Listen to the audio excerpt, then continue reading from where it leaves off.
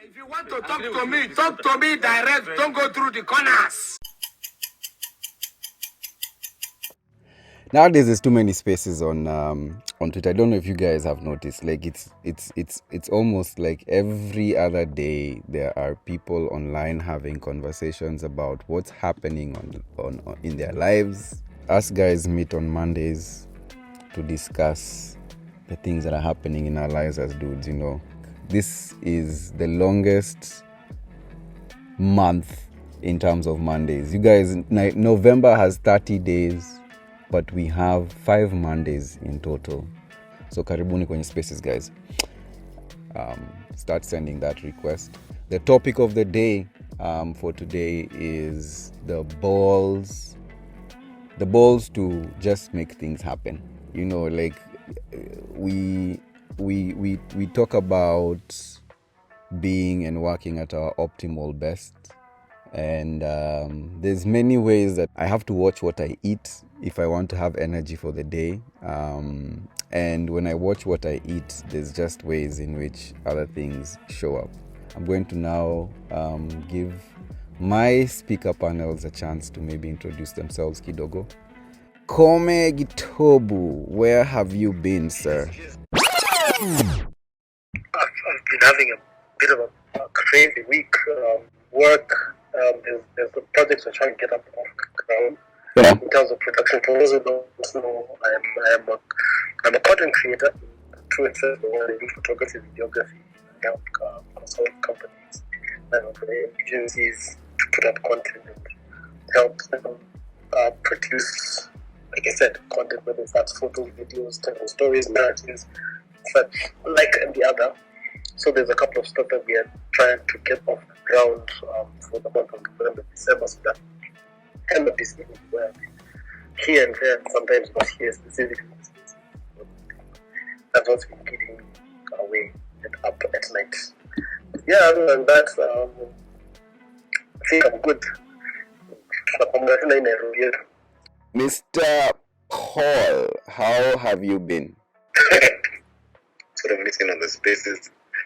Yeah, I think it's just things have been happening in the last couple of weeks that have just sort of made it a bit difficult for me to join at least on time. But I'm good. Salama. I am well. Just taking in quite a number of things that are going on in life right now. I'm good. Good. Happy to be here, man.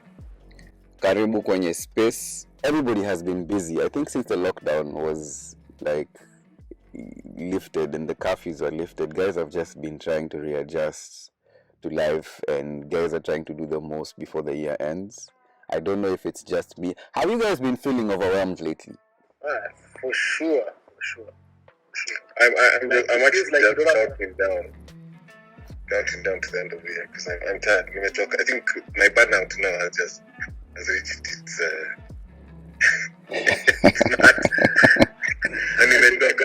I'm actually tired. I'm really tired. Well, I think we did the typical Jama thing where you know the way you have, like, you guys talk about this thing, you have a specific band, and if someone throws one more thing at you, you're like, yeah, no, I'm not like this. You just people like, then you get into false fights with people, whether it's work or home, like, oh, you don't seem to care about this issue anymore. It's like, it's not that you don't care. It's that I don't have the space to care for this issue. Like, you can do the days seem so long. It seems like everyone's constantly trying your patience. It's like Paul said, I'm just literally counting down the days for this year to just end. It's been long. Yeah, man, and I think I just haven't, like the breaks of the weekend and the 1 or 2 days of work or 3 days of work has not really worked out for me. Because by the time my mind actually rests, I'm already back to work. So I think I'm just looking for some time to just completely unplug and just sort of to reset going into 2022. I think that's what I'm looking forward to. Because nimetoka. Ash. Yes. We are seeking for governorship. It is not a child's play. We must be seen.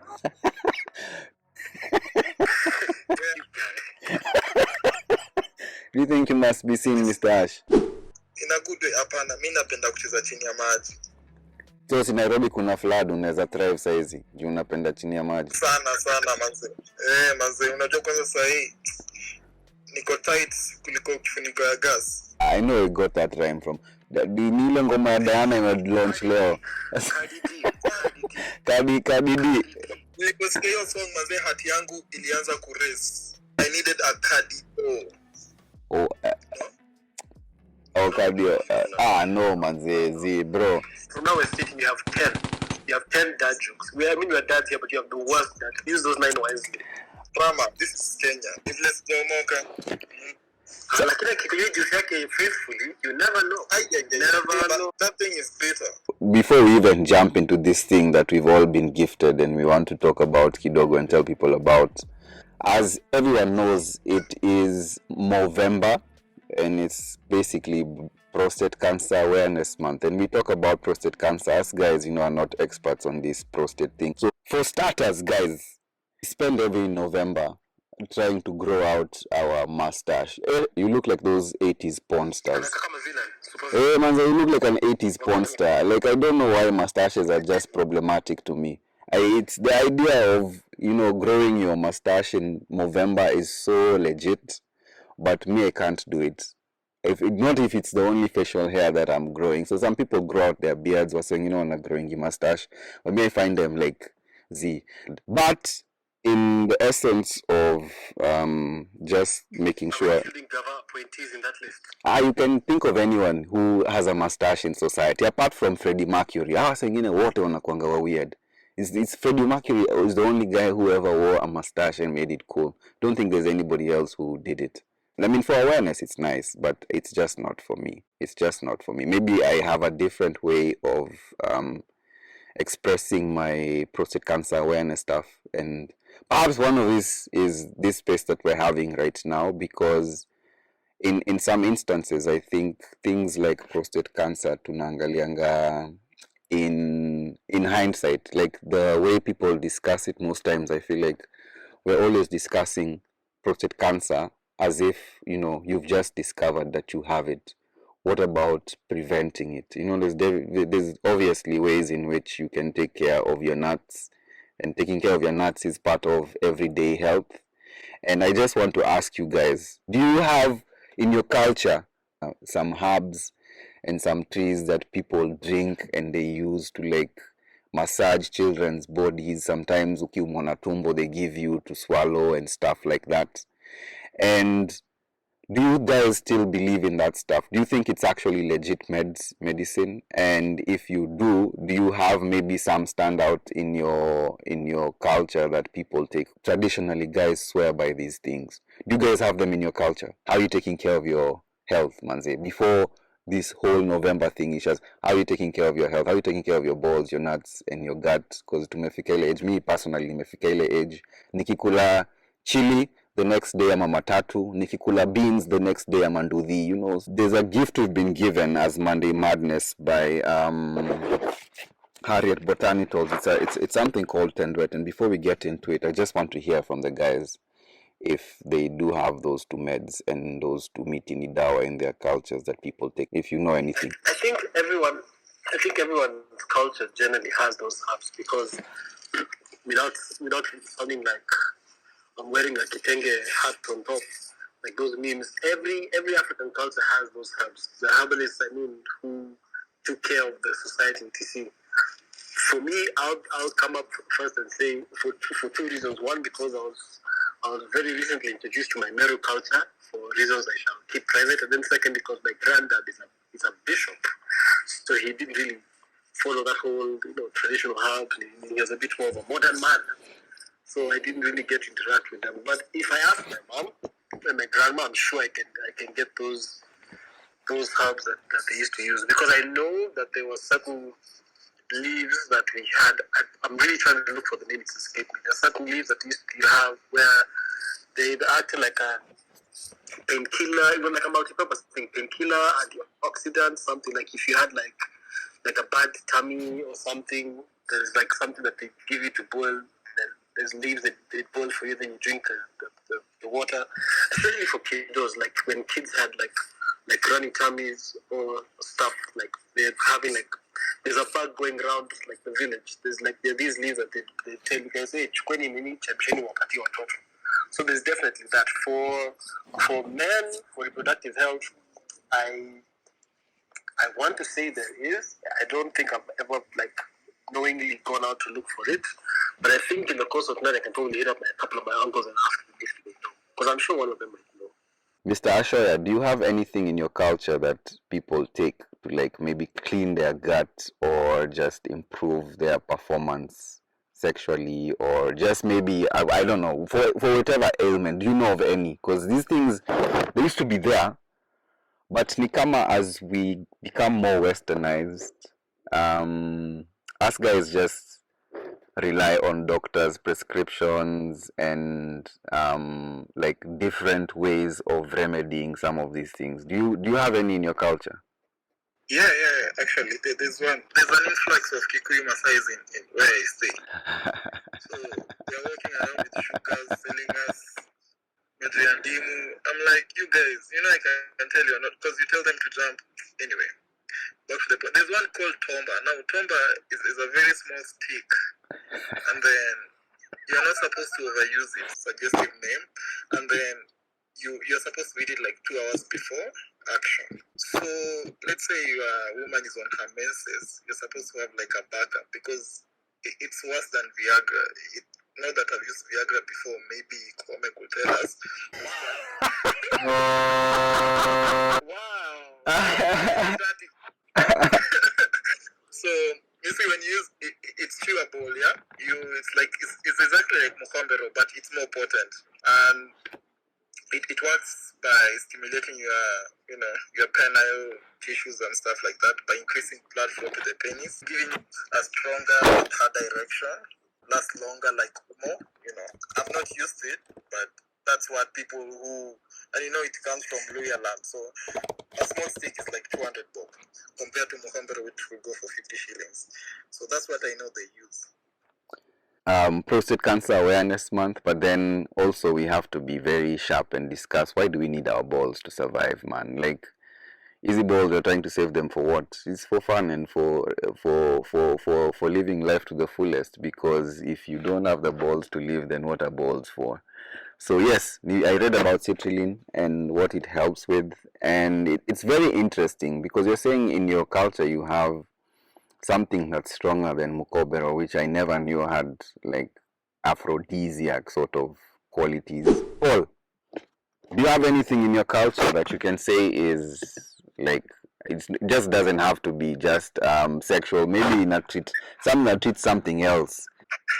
So the first place I started was Kamote, because for real Kamote, in my opinion, is not just witchcraft, but the fact that a lot of herbal stuff in the Kamba community is derived from stuff that comes from roots and stuff like the tree bark. So there even is a version of Kombero. I think there's two versions. I can't really pronounce them, to be very honest, but those things are there, treating random stuff like snake bites.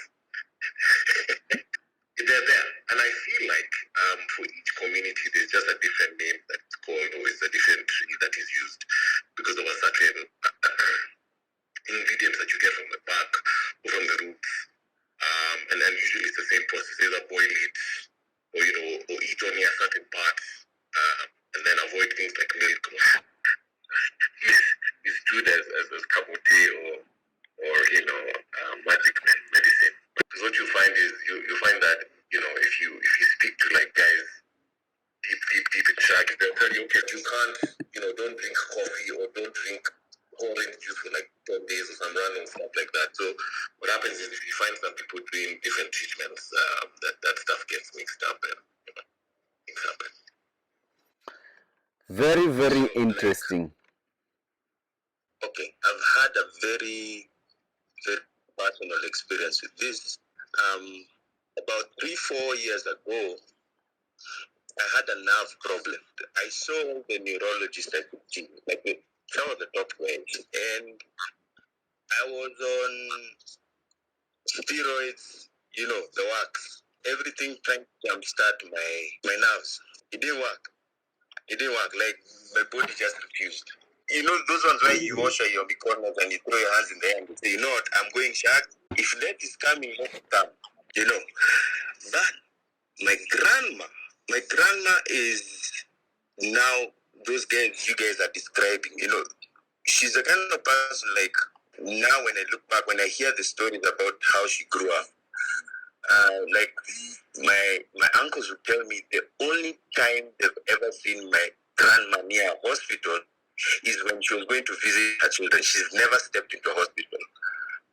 Like, she gave birth at home, you know, everything. She was gangster like that. But her knowledge of herbs, I realized most of the time, our generation turns to meditation when it's the last card you have, you know. But I saw how she used it. It was a normal thing. You know, the same way like Chinese guys would make herbal tea. It was a daily thing for her. It was, herbs were part of the diet. You know, like us guys, kula, sembe, nyama, skuma, go to bed. But for them, it's, there's, put this leaf here, put hot water, drink it. So for them, healing was a daily thing. It wasn't, I'm waiting to be sick, and then now is when I'm going to see, you know. Now, back to how my nerves got healed. The first thing she prescribed, she made me go for a fast, like a water fast. Like, she didn't prescribe any herb. She just said, for the next 7 days, just drink water, nothing else. Now, she didn't have the proper medical terms, but what she was describing is fasting forces your body to go into a cell regeneration state. And now she explained further that even people who had libido problems back in the day, they were requested to start with that. You're forcing your body to go into that regeneration state, and then now keep it up with herbs and stuff like that. That watermelon thing we're talking about is true, but it's, as she used to say, it's watermelon with lemon juice. Okay. A combination of both watermelon and lemon, you know. So for them, it was a question of, these things have to become a part of your lifestyle. Okay. So they never waited for, okay, shit has hit the fan. Okay, now what do we do? No. But those herbs are there. Like, if you look at average homesteads in sharks, there's a plant for everything. There's a plant for chasing away snakes. There's a plant for chasing away mosquitoes. There's a plant for that, for cleaning your gut. Exactly. Yeah, preventative. Yeah. They do not just buy a dish of these things. From what Kuku is saying, and basically the way those guys used to move was, a lot of these herbs were preventative remedies where you take them on a regular basis to keep yourself healthy. And like I said, it's not last guys young into when shit has hit the fan. So now you want to start trying to remember what these herbs were, to now start taking them as cures. Well, they work as cures, but like Kuku is saying, that's why you find out like shows like who, like then, like in their 110, they're still going out to the sham every day because they take these things so regularly that it boosts their immune systems, it boosts their blood cycle, everything just cleans out their bodies on a regular basis. I'm just wondering, guys. I don't mean to, you know, but I'm just wondering, like, you know, like some of the stuff in the package that us guys got, right? Yeah. This Prunus Africana story. Now, if you read up about it, you know, there's a way in journey. If you don't have information on the fact that if you drink this Prunus Africana based content herbal, you know, drinks, which are supposed to help obviously with things like inflammation of the prostate and whatnot. But if you take too much of it, or rather if you take doses of it that are too bitter and it's poisonous, and then really the end result is death, right? I'm just wondering, so guys in the village, at what point did they learn or understand that, okay, so you can take certain things, but you must only take them in a certain way? I think guys who just died over time and were able to sort of figure out, okay, so this is the limit with this kabak root, or this stem, we can only do it from the left side for 2 days, you know? I'm just wondering how they sort of figured out what. One example I was given by my grandma was they would observe goats, because goats know what's poisonous and what's not, and they would eat what the goats would eat. And that was the first thing I was like, that's weird. But I asked a Maasai and he said the same thing. Every once in a while you hear people talking about their traditional things. You hear people swearing by, I know Kyuk swear by supu. You know that supu for the mbuzi's head, the hooves and everything. People swear that thing is like a fertility drink. This is information that has been passed down over centuries, and the only reason that we talk about it like it's a myth is because for you to be able to do research and confirm these things beyond reasonable doubt, like you have to go through like so many bodies, and it costs so much in terms of experimentation just to make sure that whatever you're saying and whatever you're telling people is actually true, because there's a lot of checks and balances that come with things like, you know, meds. You can't just tell people that you're selling a cure for something without actually having proof for it. But on the other side, us as Africans know that these things have been part of our cultures for centuries. So it's interesting. I've heard about the Kamba version of, you know, Mkobero. Ash has told us about another potent version of the same thing.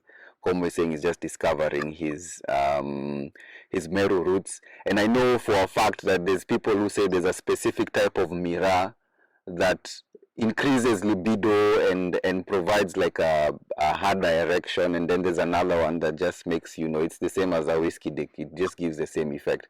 So it's interesting when we talk about these things, and when you're with boys, you know, you discuss them and you joke about them, but we never really sit down to inquisite and maybe research some more on some of these things and how much of it is fact versus how much of it is rumor. Moses has said he got help from these traditional meds, unlike, you know, the mainstream madawa that people use. So I think sometimes it's good when you use these things for wellness. It's not so much when you need a remedy for something that you've been going back and forth to from Hosi for. But sometimes I think it's just good when you do some of these things for wellness. It's just like exercise. Tom, do you have anything that you know about or something that you use yourself? These traditional herbs and meds? Well, what I can contribute on is that I won't deny or admit that the cultural beliefs and its conceptions play a role. Yeah.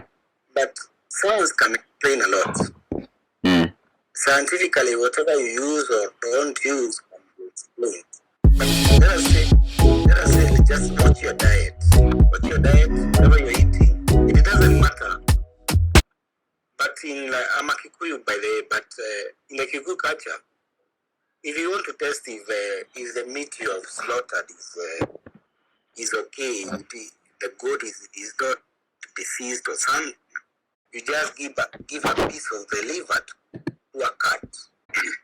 Well, it's good for human consumption. For example, goat kidneys in our culture, they are meant for girls. If you give a girl that, maybe they will develop boobs. They will develop boobs and something. Whatever we are discussing is just a matter of whatever you believe, it will come true. Tom, are you saying this is a placebo effect? Or, you know, so in some instances, I've seen like the example you've given of some maybe body parts being given to specific genders when people do like food. I think in some cultures, for example, where perhaps women were known to lose a lot of iron through their menses, some parts of the animals were given to them so that they could build their iron back up. Exactly. But what I say, these are just beliefs. And whatever you believe it usually comes to fruition. So it is not a matter of is it scientifically proven or not. That's an interesting angle to take. I want to talk to Mr. Charles Solo, who is our special guest for today. A man who has been a man longer than most of us. He is, in terms of business, a businessman who has also been a business longer than us. And like we say, Monday Madness platform is a platform where we come to learn from other people's experiences. Charles, kindly please introduce yourself, and then before we get into Tendwet and what the benefits versus you've heard about some of the discussions guys are having. Before we get into Tendwet, we want to maybe talk to you a bit about business. Please tell us about yourself and karibu kwenye space. Asante sana. Thank you very much. My name is like you heard, Charles Olo.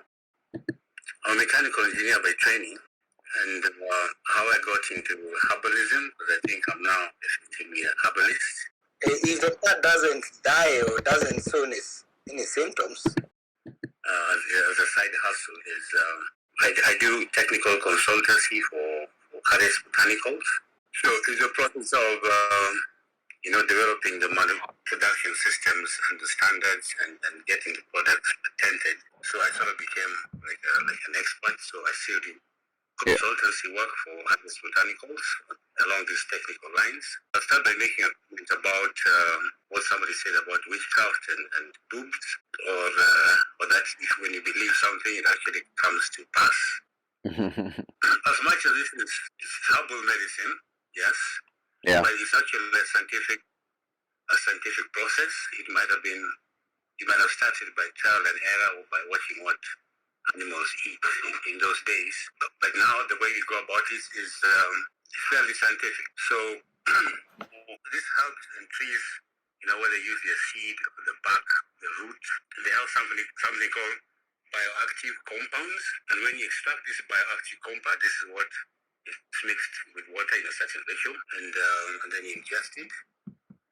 Some of these herbs will have antifungal and antibacterial properties, so they'll clean up your system. Put it back to its default position, then your body will function like it should. Others work by altering your hormonal imbalance, again by putting it back to where it should be. So hormones is what, for example, the male hormone is testosterone, and the female hormone is estrogen. So if somebody, for example, a guy has too much estrogen, your boobs might look bigger, actually get bigger, or your voice might get smaller. You sound like a chile. Mm-hmm. That's how the herbs work. It's not magic. It's not make believe. They're not placebos. They actually work in a scientific way. We speak to different people from different backgrounds who are practicing very different things. It's very interesting. You've said that you have a background in engineering, but then you went into this herbal thing as a side hustle. Now, for some of the listeners here, there are guys who are just starting out their biasharas, and like they are yet to get their feet wet.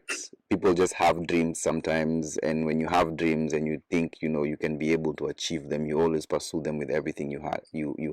Have you had challenges in your field so far that you can say maybe were really, really big, and how did you get over some of them? Personally, that won't apply to me because I'm not in the business of herbal medicine myself. I don't even sell it.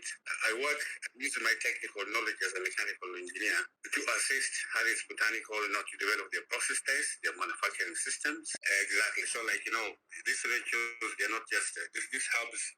It's not just one herb. We have 3 products. And, 2 of the major products, or the main products, have a combination of. So they have to be put together in a certain ratio. They have to be processed in a certain way, using so much energy in this kind of conditions. So that's where I come in. Yeah, so I can't really talk about the challenges of working in or selling herbal medicine. That's totally understood. Maybe you can tell us something about the reproductive and digestive health for men, because you've been in the game. I'm sure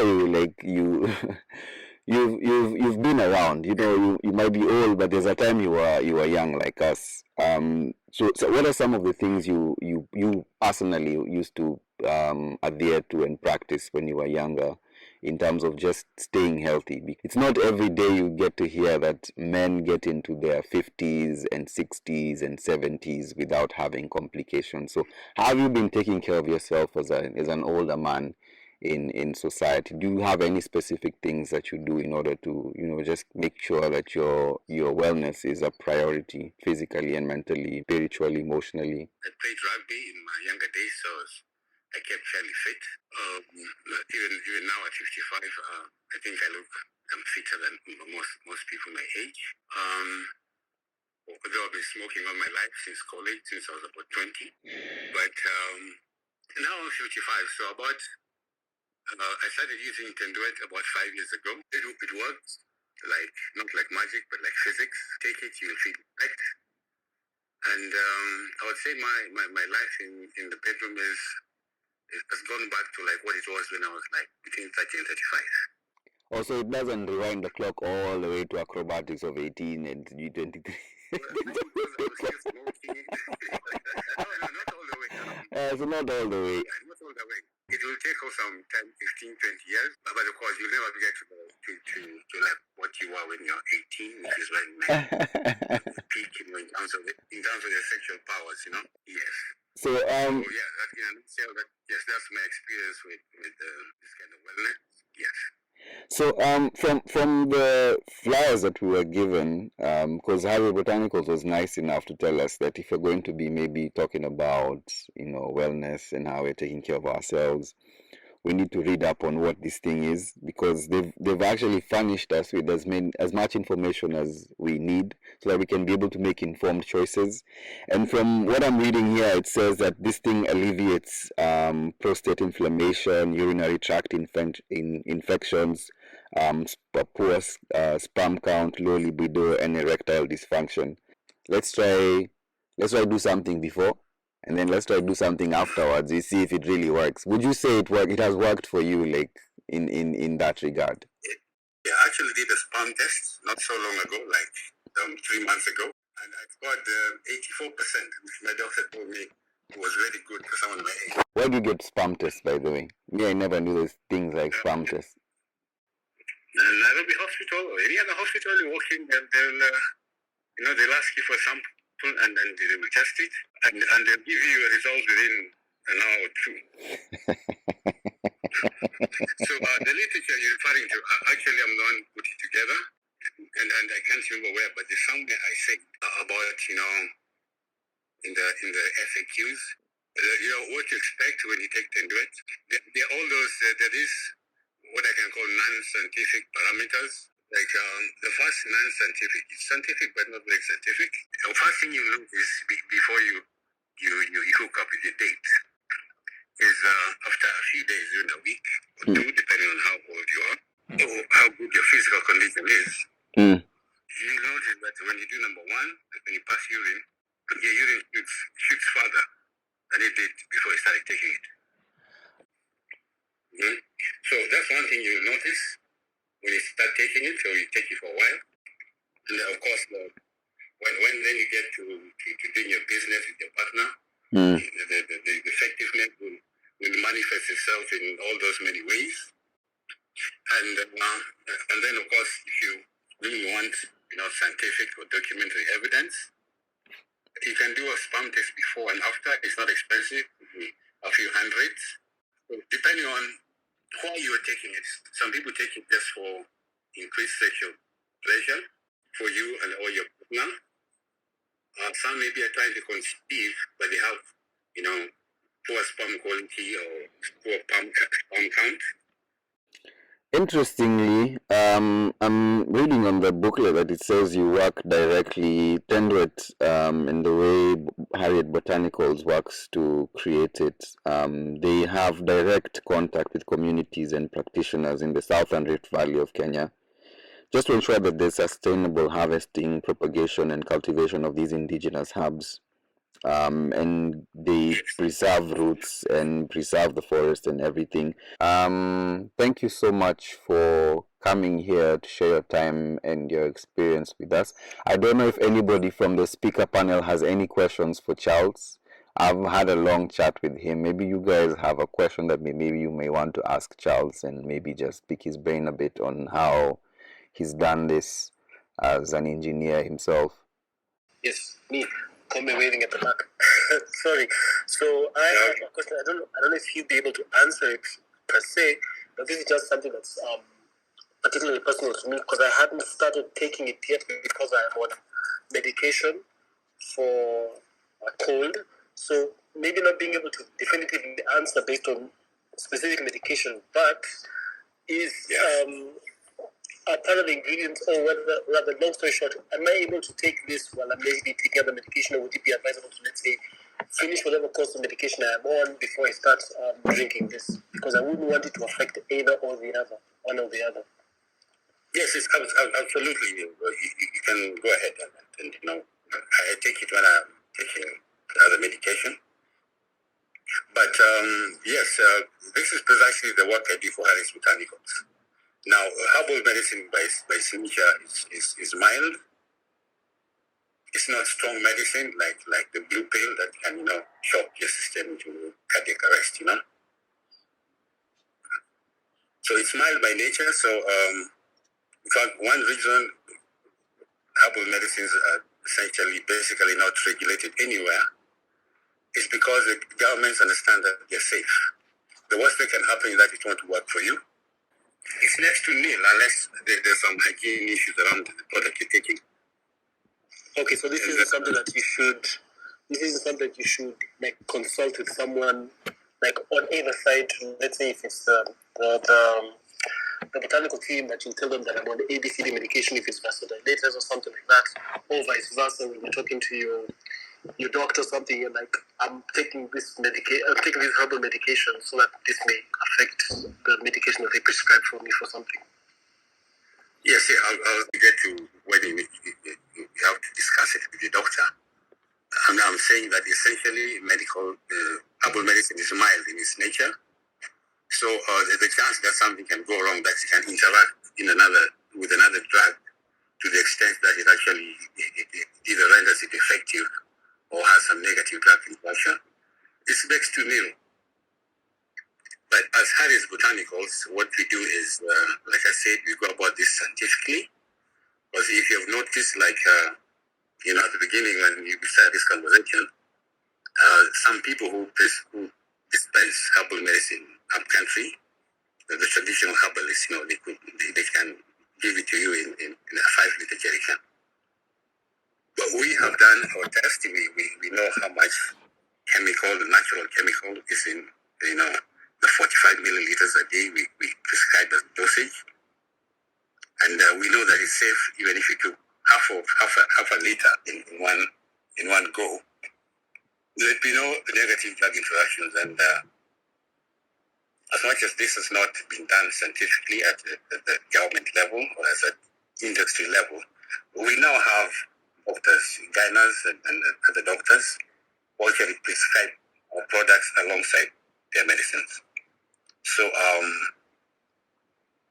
because the way drugs are developed and put out in the market, it's a long process that involves things like clinical trials over 10 years, But generally speaking, they're essentially safe. I don't think there's anybody anywhere who has actually, been negatively affected by taking any herbal medicine. If there are no hygiene issues, the worst that can happen is that it won't work for you. And where we hear about these things when we go to up country, especially now that in December a lot of people are going to be spending time in shags. Yes. Yeah. So as a parting shot, for the questions, I'd just like to say this: herbal medicine is not it's not unconventional. It's actually mainstream. The figures we have, because we're keeping tabs on what's going on with the whole medical sector, is upwards of 80% of the populations in sub-Saharan Africa, in the whole of Africa, in some parts of Asia like China and Japan, up to 80% of those people have used or use herbal medicine at some point. Some use it regularly, like somebody said here, they take herbal tea every morning. Some use it occasionally. And even here in Kenya, we've been some parts not far from Nairobi, around Mai Mahiu or Narok, where you meet entire villages of people who've never been to hospital. They rely on herbal medicine 100%. Whether it is a toothache, whether it is infertility or ED, So it's not exactly true to say that it's not mainstream or that it's unconventional. It's just that we have these perceptions about it, but actually, I would say there are more people who use herbal medicine than who go to hospitals in this part. I have a question for you. Yeah.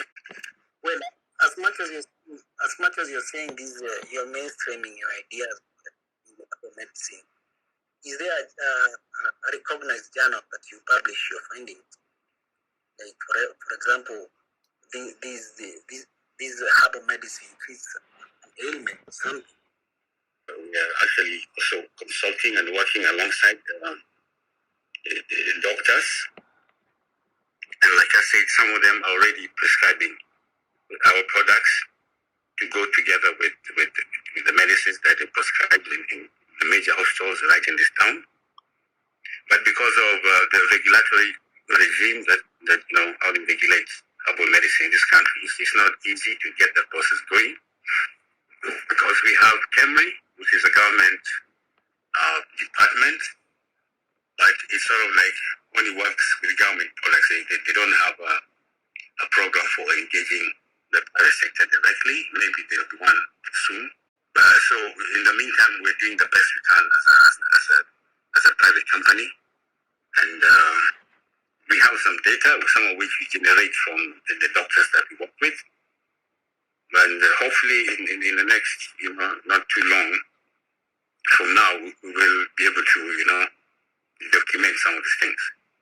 I think the engineer has said he does the machinery that allows the company to come up and produce these things, maybe at let's say maybe not commercial scale, but just to make sure that they are produced in a better way. And if there's herbs and things that are supposed to be mixed in order to come up with these herbal medicines, he comes up with the solutions that are able to balance that and make sure that the products have some sort of consistency. Harriet, there's Harriet on the space. Hopefully she can be able to speak, because hi, how are you? I'm great. How are you? I'm very awesome. So we've been having these conversations on the space since 8:30, and Mr. Tom is skeptical about the legitimacy and the efficacy of herbal medicine, which I'm saying a lot of us grew up with herbal remedies as part of culture and part of everyday life. What would you say to someone who asks you right now about who you work with in terms of government bodies and just any regulatory authorities that might be able to vouch for some of the products that you sell through Harriet Botanicals? For example, today for guys, it's Tendwet. So how would you answer Tom to specifically maybe just calm his nerves and maybe give him a bit more confidence in the legitimacy behind herbal meds? Okay, so Tendwet itself, Prudence africanus, and I know there was a question posed earlier about, whether it's known and where it's actually used. But it's actually used in Europe. Anecdotal evidence suggests that men over 50 in Europe will develop prostate cancer at some point. So it is used in chemo medicine. Tendwet itself, Prunus africana, it's very well known. And it's just that it's not very well known in Kenya. But in the 70s, we were exporting thousands of tons. We actually, it is said we decimated a lot of the forests in North Rift. And it was just that the trees remained in South Rift. Tendwet itself, the product that is not really well known internationally is arrowroot. And the difference, so all I've done is I've taken something that is already being used in medicine, and then I've added to that formula for something that is used by the Kipsigis in the gut. Okay. So how I kind of discovered Tendwet was, of course I discovered women were using arrowroot, but I didn't even know there was a male equivalent. The same way women are treating, their sexual organs and treating UTIs and endometriosis and everything else, or women who can't have babies, infertility, fibroids, the men are also treating themselves.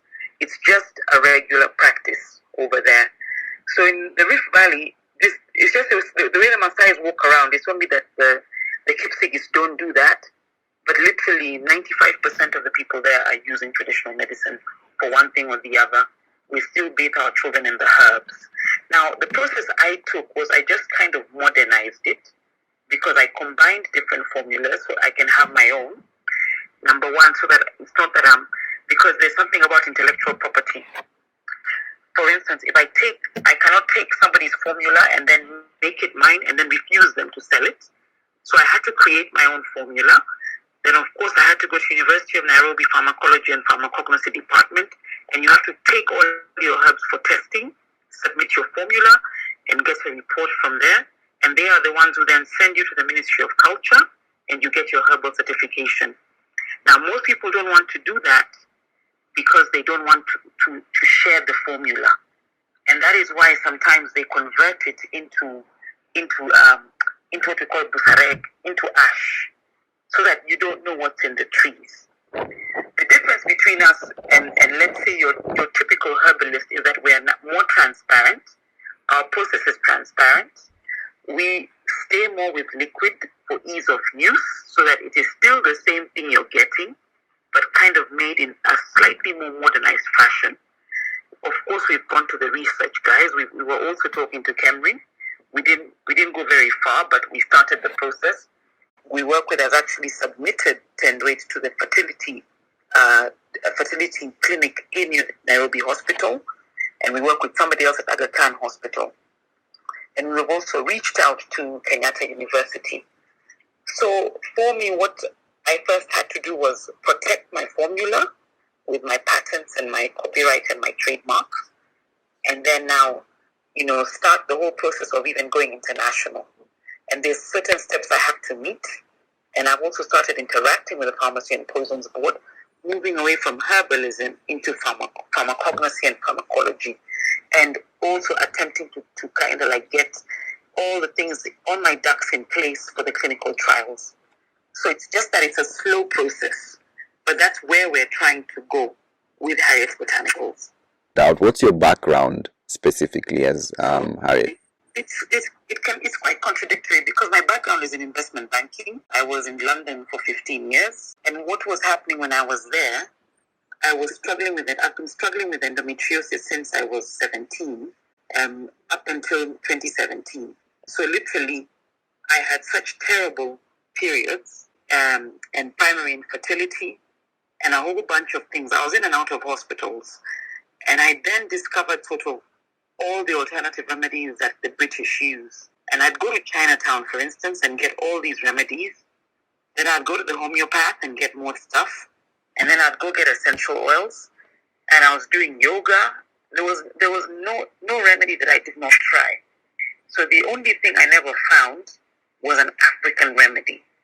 So this one was introduced to me in 2017 because at my age at that time, it was expected that I should have already had a child. So it was like the diagnosis was very direct. You're past a certain age. How come you don't have a baby? So it was, once it was introduced to me and it cured my endometriosis pain, I gave it to friends.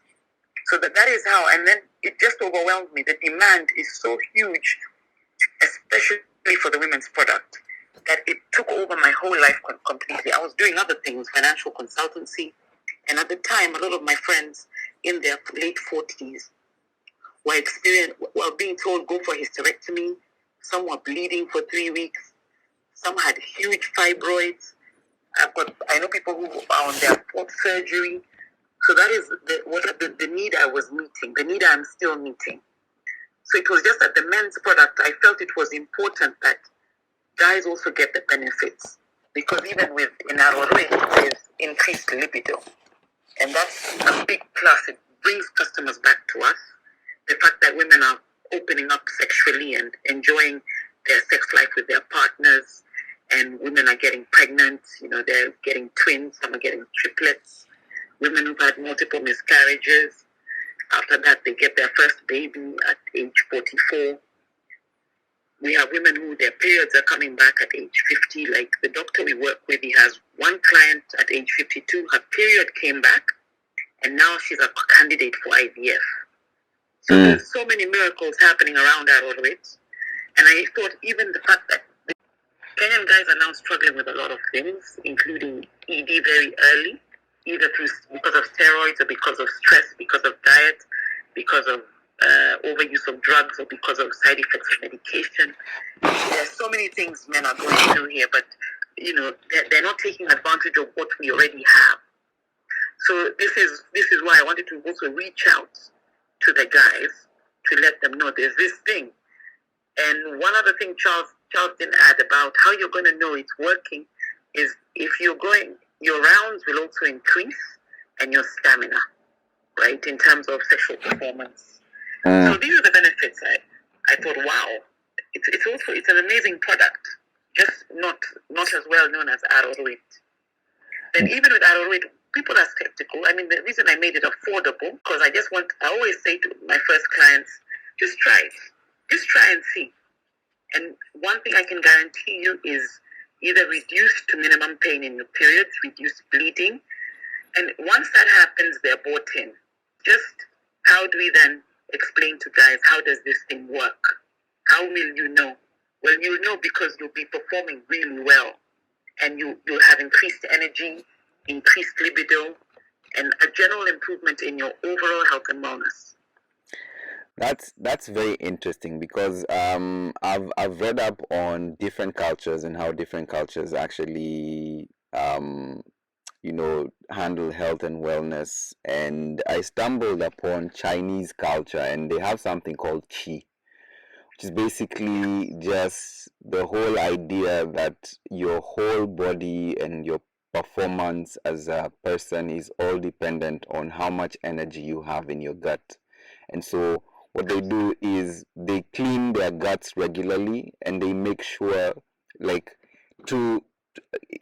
according to the theory of qi, like, your intestines are like the battery of your body, and if you have a strong core and you are taking good care of yourself and you're eating well, then everything else functions optimally, and that includes even all the way up to your brain. So it's really interesting that you're saying that Tendwet, the formula helps deal with some of these gut problems, and one of the effects of that is you've kind of mixed it up a bit, so you clear the stomach, people get to live healthy and feel healthier, and then at the same time it increases sexual performance, and it's up to people to try it out and see for themselves if it's really working. So that's very interesting.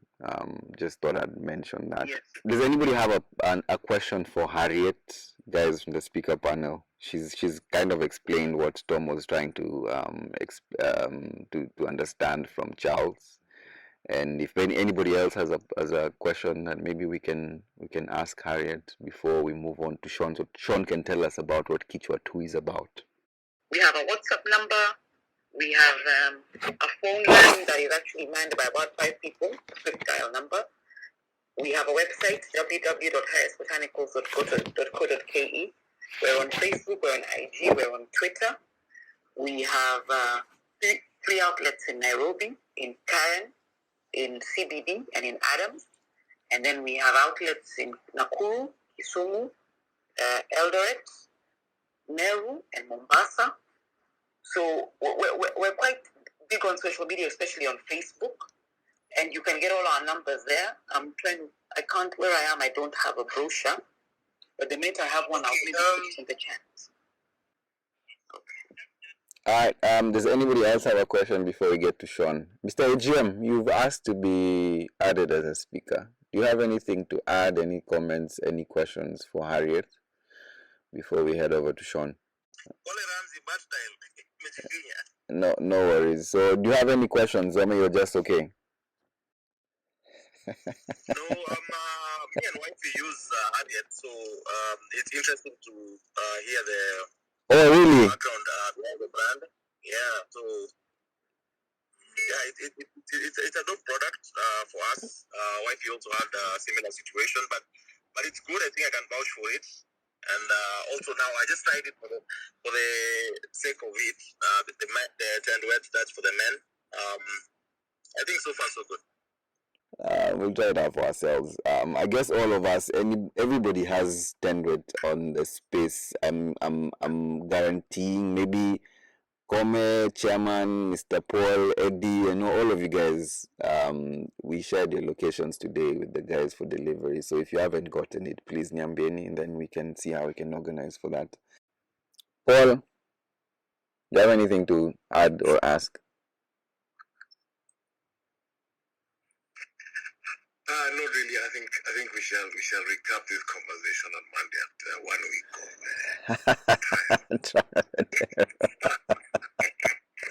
You have to try it out for yourself. Mr. Sean, finally, we're at you. Please tell us about what you do, and why this Kichwa 2 campaign is very important to you, because it's something interesting. I don't think it's those, we see a lot of campaigns for brands, but then Harriet Botanicals is not your typical, I would say, brand. They're very niche brand in terms of their offering and what they give guys. The category as well is quite interesting because there's lots of regulatory barriers and sort of rules around how you can advertise a lot of these things. So tell us a bit about this Kichwa 2 campaign and how it came to fruition, Mr. Sean, if you don't mind. Sure. I don't mind at all. So, what I do is I connect brands with consumers, which I think is in different ways, including the space that we are on. And what that requires is research. So there's some research that we did for Harriet Botanicals to understand what some of the challenges that men face with regard to their health. And we came up with some really interesting results. One of the things that I personally found curious was, Arama, do you know the male equivalent of a gynecologist? Actually, does anyone on the panel know, apart from Harriet and Charles? I have no idea. To be honest, I know we've had this discussion at a party before somewhere, but I have absolutely no idea. I can't even tell you. I can guess. Ashim to awards. Hey, me it's call a friend, and that's a sure. Best.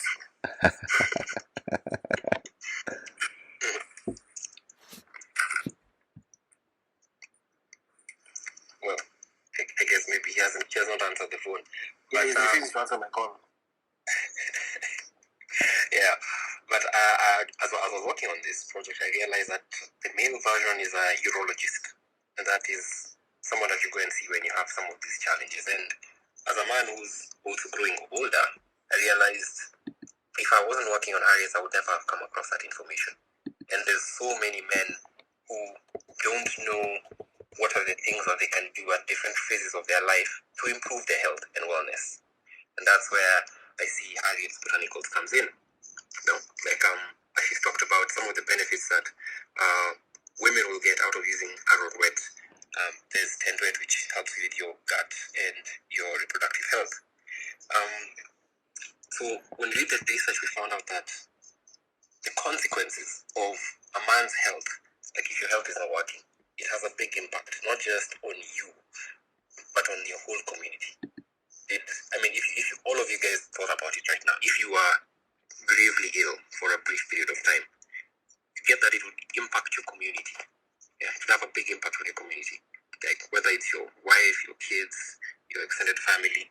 That's what the research showed us. So as we're working on the strategy, we were looking at what are the different ways that we can connect men or give men an opportunity to have a conversation like this and inform each other based on fact, and also potentially introduce a product which could enhance their wellness in a way which can last. It's sustainable over a long period of time. I think you can take it for the rest of your life, as far as I'm concerned, and you'll enjoy the benefits, like Charles was talking about earlier. So that's how we came up with the idea for the campaign of Kichwa 2, because we want men to think about their health.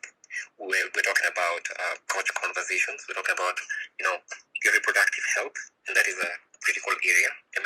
Most people talk about it when it's not working, rather than when it's working. So if we want to alleviate certain symptoms, You want to empower men to have better sex lives, and also, Rama, you said earlier about your chi. If your gut is not alright, then it really impacts your performance in life. So I see Tendwet as an opportunity to, it's like, kutumia kichwa tu, and you take Tendwet, which I'm looking forward to, like Paul and Kome, what you guys will say in a week, you know, about what the impact has been on your life. So that's how we came up with the idea for the Kichwa 2 campaign.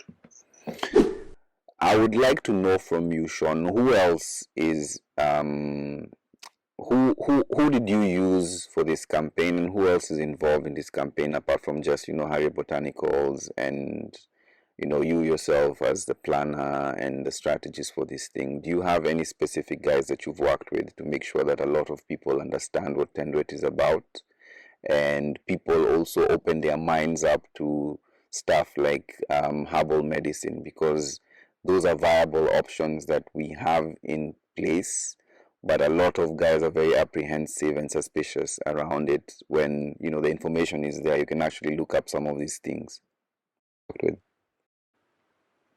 Sure. I think the first thing I'll say is I like that even the guys on the panel here, you've asked very personal questions, because health is a very personal conversation. You're the one who, like you said, if you eat the hot chili wings, you're the one who's going to be there suffering as they come out of the other side. So I'd recommend, first of all, talking to any of the Harriet's team members at the shops, or even engaging in a WhatsApp conversation or looking at the website when you're doing your research, because there's a lot of information that's there. I've worked, and then now to answer the other question, I've worked very closely with Charles and Harriet on the content and the campaign material for this campaign. There's a couple of episodes we're going to release later on where we're just showing different influencers or different people talking about the experience with their reproductive and digestive health. We are open and are willing to talk with anyone who would like to give us testimonials, because like we've had here, if the product works, we would love you to share your experience, because someone else could benefit from the fact that you're trying something new. For the campaign though, we have worked with we haven't done too much yet as of now. I'd say this is one of the biggest things we've done so far. But we have a couple of influencers, Josh from Emos and Josh, and then also Mutoria, who's a musician, a young musician who's up and coming, and we've talked about a couple of topics. So there's an episode that we'll be releasing talking about sexual performance and ED and a bunch of those things. Because at the end of it, the intention is to have men have these conversations and share some of these experiences. Like, I've learned a lot from just being here with you guys and understanding about wellness and some of the things I could do, and I appreciate it. Yeah. This is all about wellness, guys. It's the balls to thrive and guts to do whatever you want, the guts to perform at your peak. It's Movember. We are on the last Monday of the month. Bruce unfortunately couldn't join us, but he was saying this is the last Monday of the year. Technically in December nobody does anything on Monday. Does anybody have any question about Tendwet? Does anybody have any question about their gut, their sexual performance? We're not asking you to say embarrassing things. Just, if you have anything interesting that you want to share with us, maybe you can drop us there. So karibuni sana kwenye space. If you've never been here, this is your first time. We do this every Monday from 8:30 to 10:30. See you again next Monday.